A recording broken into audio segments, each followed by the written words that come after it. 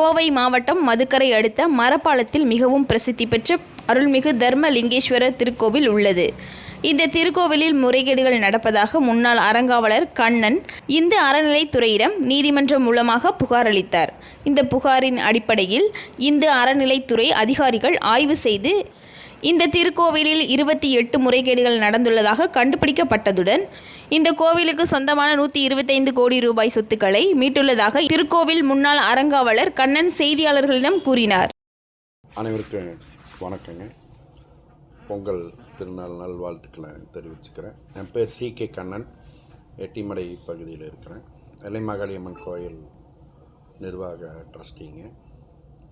நான் அதுக்கு எங்கள் ஊருக்கு அருகாமையில் இருக்கிற மரப்பாலத்தில் இருக்கக்கூடிய மிக பிரசித்தி பெற்ற தர்மலிங்கேஸ்வரர் கோயிலையும் ட்ரஸ்டியாக ஒரு வருஷம் இருந்தேன். அதில் சில தவறான வேலைகள் நடந்ததுனால நான் ரிசைன் பண்ணிவிட்டு வெளியில் வந்தேன். அதை திருத்திக்கு சொல்லி தலைவர் RK கடிதம் எழுதினேன். அவர் அதை அக்செப்ட் பண்ணலை. அதனால் FIR போட்டு ஹைகோர்ட் டைரக்ஷன் வாங்கி துறை சார்ந்த அமைச்சர் பெருமக்களுக்கு நான் பெட்டிஷன் கொடுத்தேன். HRNCயில் பெட்டிஷன் கொடுத்தனுடைய மறு விளைவாக உடனடியாக நடவடிக்கை எடுக்கப்பட்டு EO போடப்பட்டுச்சு. EO போடப்பட்டு அங்கே முறைகேடுகளை பார்க்கும்போது பார்த்திங்கன்னா மாதம் 2லேருந்து 3 லட்சம் ரூபா சாதாரணமாக வருமானம் வருது. சித்ரா பௌர்ணமிக்கு 10 லட்சம் ரூபா பக்கம் வருமானம் வருது. அந்த திருக்கோயிலில் 1958 HRNC என்டோன்மெண்ட்டில் வேலை பண்டாரனுக்கு தக்கராமு பூஜாரியாமு ஆர்டர் வாங்கி வச்சுருந்துருக்கிறாரு.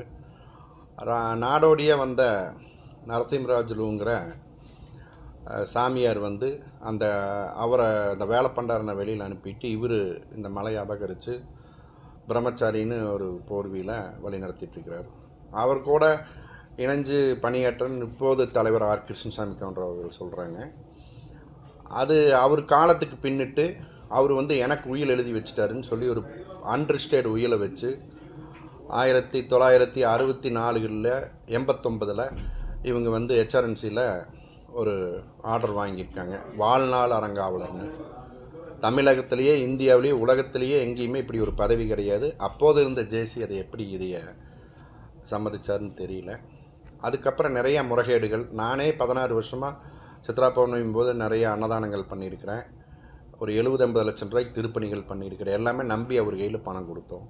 இப்போ எனக்கு போஸ்டிங் போட்டப்போ கூட அவர் கையில் 10 லட்சம் பணம் கொடுத்து இல்லைன்னு சொல்கிறாரு. இதை முறையாக ஆய்வு செய்து HRNC EO போட்டாங்க. EOக்கு அப்புறம் 5 இன்ஸ்பெக்டர் போட்டு இன்ஸ்பெக்ட் பண்ணினதில் 28 குற்றங்கள் நிரூபணமாகி இவங்கள தற்காலிக பணி நீக்கம் பண்ணியிருக்காங்க. அது மிக வரவேற்கத்தக்கது. தமிழக அரசுக்கும் HRNCக்கும் காவல்துறையின் நண்பர்களுக்கும் மதுக்கரை ஒன்றிய பக்தர்களுக்கும் குறிப்பாக ரேக்லா கிளப் நண்பர்கள் நவக்கரை அனைவருக்கும் எங்கள் எல்லைமாகாளியம்மன் தர்மாலய அறக்கட்டளையின் சார்பாக நன்றிகளை தெரிவித்துக் கொள்கிறோம். இதில் இந்த விஷயத்தை கைதொட்டு கடைசியில் எங்கே முடிஞ்சதுன்னு கேட்டிங்கன்னா, இந்த கோயிலுக்கு 125 கோடி ரூபா சொத்து மதிப்பான சொத்துக்கள் LNTயில் இருந்தது தெரிய HRNC அதை கையகப்படுத்தி இருக்குது. பாராட்டத்தக்க வேண்டிய விஷயம்.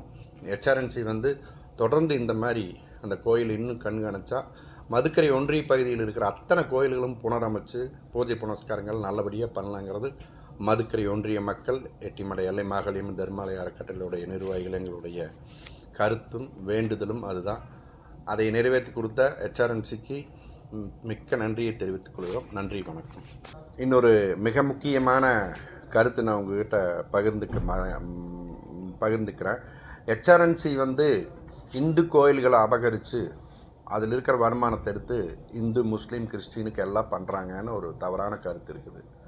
அப்படி பண்ணினா கூட அது தப்பு கிடையாது. நம்ம இந்திய தேசம் பல மொழி இனங்களை கடந்து ஒரு மாபெரும் ஒற்றுமையில் இயங்கிக்கூடிய இருக்கிற ஒரே உலகத்தில் தேசம் நம்ம இந்திய தேசம். அப்படியே இருந்தாலும் எனக்கு அதில் அப்ஜெக்ஷன் இல்லை. எல்லாத்துடைய தவறான புரிதலுக்கு ஒரு விளக்கம் சொல்கிறேன். HRNC இந்த கோயிலில் வரக்கூடிய வருமானங்களில் 12 விழுக்காடு மட்டும் அகவிலைப்படிக்காக எடுக்குது. மீதி இருக்கிறது அந்தந்த கோயிலில் டெபாசிட் இருக்குது. இந்த 3 மாத காலங்கள்லேயே 7 லட்சம் ரூபா டெபாசிட் இருக்குது தர்மலிங்கேஸ்வரர் மலை. இந்த மலை ஒரு கால பூஜை திட்டத்தில் பணம் வாங்கிட்டு இருக்காங்க, வருமானமே இல்லைன்னு சொல்லி. ஸோ இந்த இந்து அறநிலைத்துறை இருக்கிறது மிக நல்லதுன்னு என்னுடைய கருத்து. அதே மாதிரி நீங்கள் பார்த்தீங்கன்னா ஒரு 10-14 கோடி ரூபா இது நம்ம மருதமலையில் டெபாசிட் இருக்குது. பழனியில் நூற்றுக்கணக்கான கோடி இருக்குது. இதைய என்ன பண்ணலான்னு கேட்டிங்கன்னா, அரசு தலையிட்டு இது என்னை முறைப்படுத்தி இந்த பகுதி மக்களுக்கும் இந்த கோயில்களுக்கும் நலன் செய்யக்கூடிய வகையில் விரைவாக செயல்படுத்தணும். ஒரு ஹெச்ஆர்என்சிங்கிறது ஒரு அரசு போல் அது மெல்லத்தான் இயங்கும். அந்த மெல்ல இயக்கம் இல்லைன்னா இன்றைக்கி இந்த 28 ஏக்கரை இந்த கோயில் இருக்கிறது அபகரிக்கப்பட்டிருக்கும். நம்ம எடுத்துகிட்டு போன பிரச்சனை வேறு, இப்போ வந்திருக்கிற பிரச்சனை வேறு. நீங்கள் இந்த கோயிலுக்கு கீழே 1.5 ஏக்கரை இருக்குது, அது என்னோட மண்டபங்கிறார் அவர். 1948 வேலப்பகவுண்டர் எழுதி கொடுத்த சொத்து அது, அவங்களை சார்ந்த மதுக்கிற நபர்கள் எழுதி கொடுத்தது. அதே மாதிரி எல்என்டியில் 28 ஏக்கரை இன்றைக்கி 125 கோடிக்கு போகும். அது இப்போ ஹெச்ஆர்என்சி டேக் ஓவர் பண்ணிடுச்சு. கூடி விரைவில் அவங்களே இது பண்ணுவாங்க. இப்போ வந்து ஹெச்ஆர்என்சி அரசு துறையில் எல்லாமே என்னை தலைமை ஏற்று நடத்த சொல்கிறாங்க. நான் அது தலைமை எடுத்துக்க போகிறதில்ல. ஏன்னு கேட்டிங்கன்னா, இவர் ஒரு குற்றச்சாட்டு வச்சார், நான் சிறுபான்மையின தலைவர், என்னை ஒதுக்கிட்டு இவர் கவுண்டர் சமுதாயத்தில் வர்றாங்கன்னு. நான் பதவிக்கே வரல.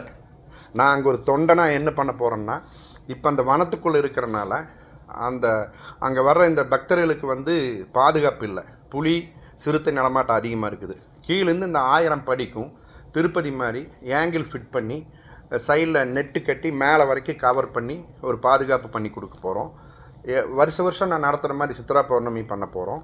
அதே மாதிரி அங்கே வர்றவங்களுக்கு மிகுந்த சுகாதாரக்கேடு இருக்குது.